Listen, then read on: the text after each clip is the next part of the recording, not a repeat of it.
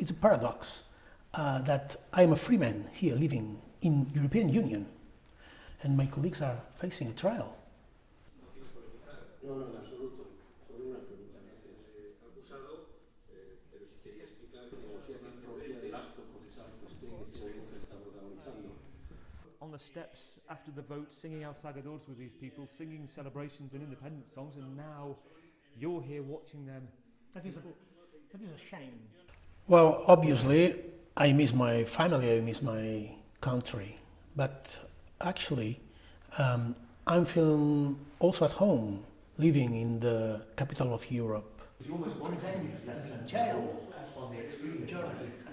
But let me put the other side to you.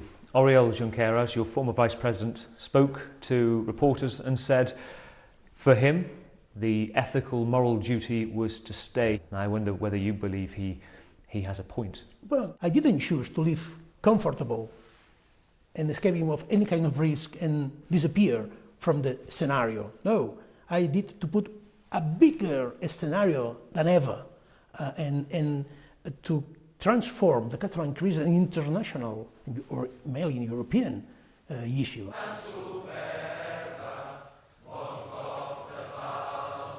The Parliament approved the Declaration of Independence. That it's clear. But the Parliament, its duty is to approve laws and political declarations. And the duty of the government is to execute that. And obviously, we didn't execute the mandatory of the Catalan Parliament, but that declaration is there. Do you think a lot and wrestle with your own conscience and regret perhaps not calling the elections and doing something else and not having Parliament declare independence?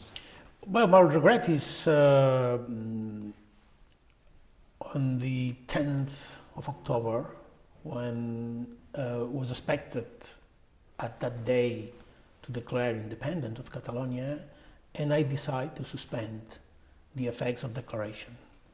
I think clearly that was a mistake.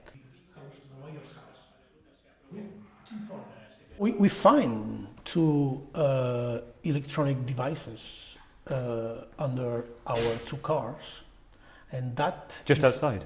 Yes, and that is under investigation from the Belgian justice. Curiously, the numbers of that SIM card were come from United Kingdom.